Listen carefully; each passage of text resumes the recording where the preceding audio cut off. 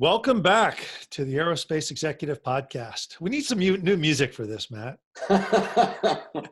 I'll see what I can dig Maybe, up. I think Slayer went on permanent hiatus, so maybe maybe they'll we need release it money, on its money, own. money, or we need money, money, money, or something like that. I don't know. Oh, But, really? All right. Some Pink so Floyd. welcome back. I'm here with back with Matt Johnson. Matt is my producer. He is an author. When's your book coming out?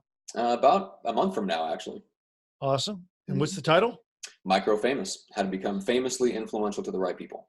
Very good. And Matt also runs the Micro Famous podcast. That's right. So look him up as well. But he's a great source of information on business today, tomorrow, making yourself better. So hey, thanks for coming on, Matt. What's happening in California?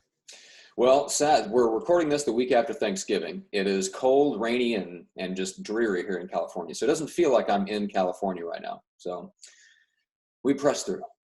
Cold and dreary and rainy versus fires. Well, okay, fair point. Although the one does pave the way for mudslides, believe it or not. So it's which you know all about because you've lived out here. But yeah, it's a weird thing. I moved out to California from the Midwest to escape the winter, and right now I'm in the throes of it. There you go. So welcome to the rest of our worlds. Right. But so what are we talking about today? What are we talking about? How do you know if you're world class? So you and I were chit-chatting last week, talking a little strategy, and we got into a conversation about this and decided, hey, we should probably turn this into a podcast episode. So we're back, and we're going to actually have some of that interesting conversation in a recorded form for other people to listen. But there was a couple of things, like there were some conversations that you were having behind the scenes with executives in the aviation space that kind of triggered this thought, which is how do you know? How do you know that you're world class? You can be confident in yourself. You can be doing a great job or think you're doing a great job. You can be working for a great company and the company's growing. None of that necessarily means you're world class. So what's your perspective on it? How do you know? Well, I think the only way to know is constantly be looking and chatting and seeing what your competitors are doing, and really be focusing outside. I talked to a CEO one time, and he's like, I've got a world-class team. And I said, really? How do you know? And they've all been there a long time. There's no turnover in his company. He's like, we got a world-class team. How do you know? Are you having conversations with people outside your company? Mm-hmm. Are you talking to your competitors? You bringing in your competitors' executives and seeing what they do, and is there anything different? So look, I think at the end of the day, the only way to understand is if you're world class is to really look out in the world and see what the world is doing. Mm-hmm. And that thought is getting more and more popular as the world becomes smaller and smaller and smaller. But I still think that there are people who are very, very insulated, and they think that they're world class. And you go, tell me 3 reasons why you think that, and they couldn't do it. Well, it'd be very a very short conversation. Let's put it that way. Mm-hmm. Yeah, I was thinking about this because both you and I pay attention to the NFL, and it's interesting that you can be one of the 50 best players at your positions in the world. And if it's the wrong position, you're not even playing pro football. There's only 32 teams, and they need first string quarterbacks. They used to have 3. Now they have maybe a backup, if that, and then a punter. So if you're not one of the 50 or 60 best people in the world, you're not playing at all. Like, you're out on the street, you're coaching high school football. If you're not one of the top 15 in the world, you're considered a loser because you're average or below average as a starter. Yeah. So it's interesting, guys come into the league, and of course these are guys that win Heismans, they win national championships, they've been winners since they were in 7th grade. They've usually been the best athlete on the field for most of their careers, and they set foot in the NFL and they realize that this is a different animal. And if I'm not one of the 5, 10, 15 best people in the entire world at what I do, I'm about to be declared a loser. And we don't get that a lot in the business world. I have that conversation. Yeah, the best high school, if we're going to do sports analogies, you got, let's just say, how many kids play high school football in the United States? 5 million? A couple million? Okay. So from a couple million kids play high school football, and then you want to go to Division I college and you want to play at the next level, well, there's 125 Division I football teams, each with maybe 100 players. Mhm. So now you've gone from a couple million to 12,500. And then you go to the pros and you say, of that 12,500, 250 get drafted. Mr. Irrelevant is number 200. I think it's 250. And out of that 250, 200 make teams. So you're Yeah. going, what? Well, wait a minute, world class. Mhm. And then, of that rookie season, how many of those world class players get to come back in year 2? Right. How many of those world class players get to come back in year 3? A world class team today, people get on your game. They understand how to compete with you. They understand your product. They develop a better product. And, just because you're world class today, doesn't mean you're going to be world class tomorrow. It's about doing everything you can today to stay one step ahead of your competition tomorrow. And that means constantly adjusting, constantly improving, constantly doing better with everything, and pushing the goal down the ball down the field. Yeah, I was going to say, so as we're recording this, the timing is interesting, especially that we're talking football analogies, because some of you listening may know, like Ron Rivera was just fired as the head coach of the Carolina Panthers after 9 years and a pretty good run, arguably. Taking them to the Super Bowl in a 15-1 season, like not a bad coach by any stretch of the imagination. But how do you know if you're world class? Because then you have to stack up against the Bill Belichick's and the Pete Carrolls of the world, and then you find out real quick, okay, there's a second tier down, and there's a lot of coaches in it, and you can claim to be world class until you have a sustained track record of always losing to the world class coaches, and you feel bad, right? But the bottom line is, if you're not, Sean McVay is another great example. It takes the Rams to the Super Bowl last year. This year they're struggling to win, and beat mediocre teams for a lot of the same reasons. We'll bring it back to aviation and aerospace. Gulfstream aircraft back in the 1980s,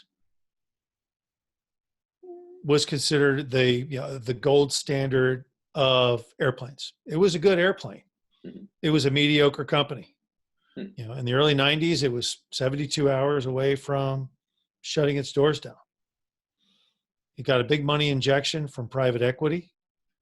The question private equity asked, how do we know if we're world class? The best thing that happened to Gulfstream was a competitor came into the spectrum, and that was Bombardier. Gulfstream designed a pretty good jet, which was the Gulfstream 5.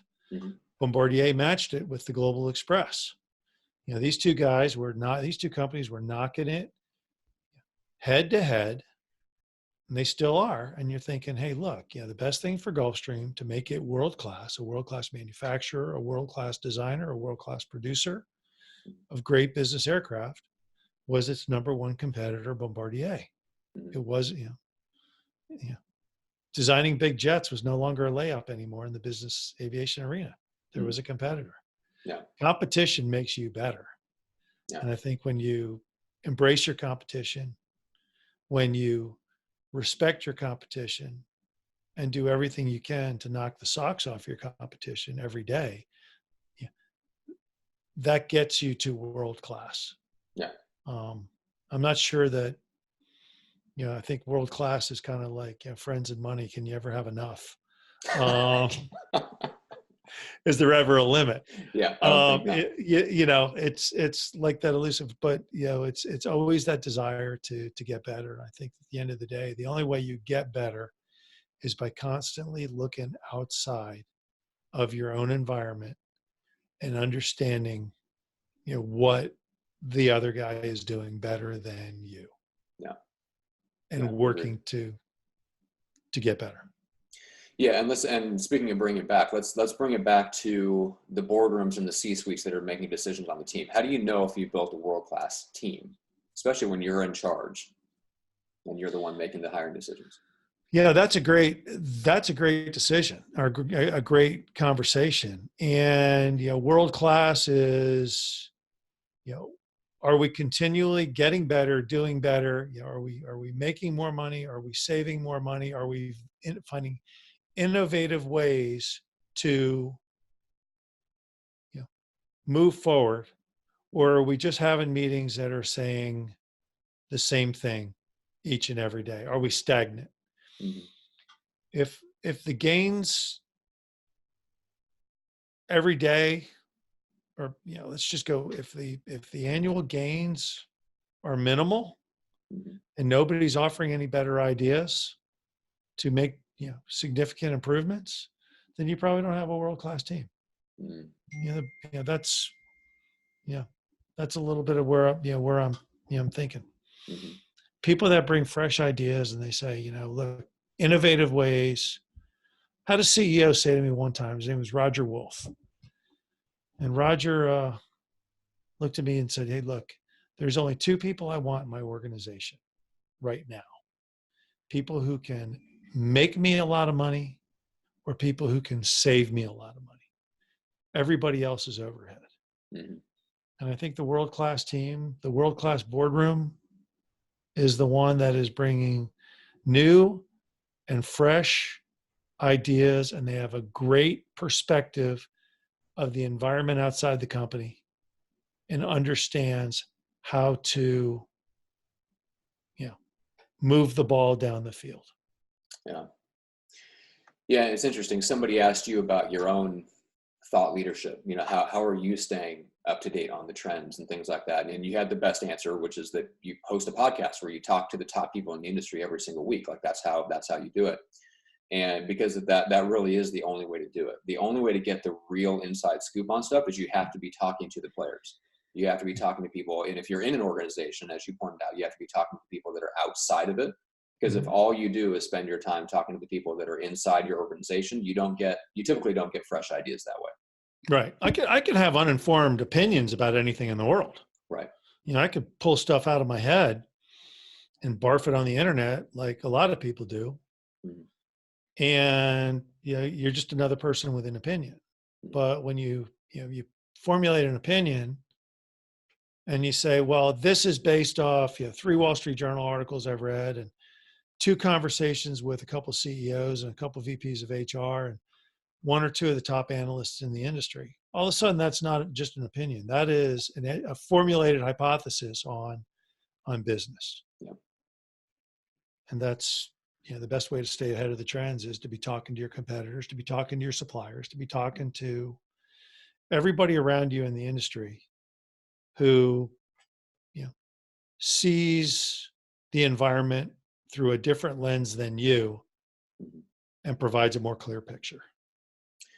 Yeah, I read something years ago. It was about the difference between when Ross Perot was on the board. I think it was of either GM or Chrysler, one of the two.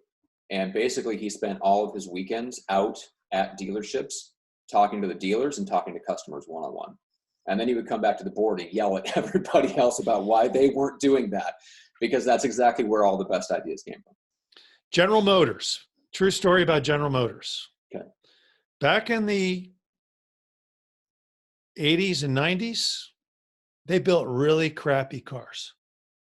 They built junk. And a good friend of mine used to call on General Motors executives twice a week. And he would say, here's why they build junk. Because all of their executives had front row parking. They all got new cars every 5, 6, 10,000 miles. So they all got a shiny new car. And if the car needed washing, they would just hang a tag on the rearview mirror, and some guy with a truck would come by and wash this car. So the leadership of General Motors did not understand what the guy who had to drive a 60, 70,000, 80,000, 100,000 mile car looked like after 80 or 100,000 miles. Yeah. How did they know they were building world-class products if they never experienced world-class, if they never had the experience of the everyday person? Mm-hmm.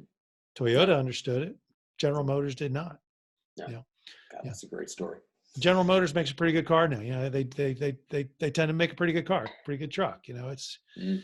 things are It's things are different. taken 20 years. We were recording this on the brink of 2020. I would say if you ask the average consumer which country makes the better quality vehicle, I bet Japan would still win 8 out of 10 times. Is that true? Well, I don't know. Does it matter? Doesn't matter, but Yeah. it was an interesting conversation to have with a senior vice president caliber executive who was calling on the CEOs and the senior vice presidents of General Motors a Mhm. couple times a week Mhm. to say they just don't understand what world class is because they never experience what you and I have to experience with our cars. Yeah. I'm like, wow. So there you go. Yeah. So that's how you know you're world class. You got to have conversations. You got to have to pay attention to the competition and make sure that you're actually talking to people that know. All right. Yep. Craig, what's the best way to reach out and connect with you? 910-509-7129 is my phone number. Email Craig@northstaresg.com. Website's northstaresg.com. That's where this podcast will be posted on top of LinkedIn and Podbean and iTunes. Yeah, so iTunes, Apple Podcasts, Spotify, make sure to go leave a review or a rating at least. So if you leave a 5-star rating, even if you don't, leave some comments there. Obviously, we love the comments and we read all of them. But if you don't have time, just head on over to Apple Podcasts or iTunes on your computer. Give us a 5-star rating on the podcast. That's really huge for us because it lets other people know that people out there are enjoying it and considering it a really high quality, super informative, useful show. So make sure to do that. Craig, thanks as always. Thank you for having me.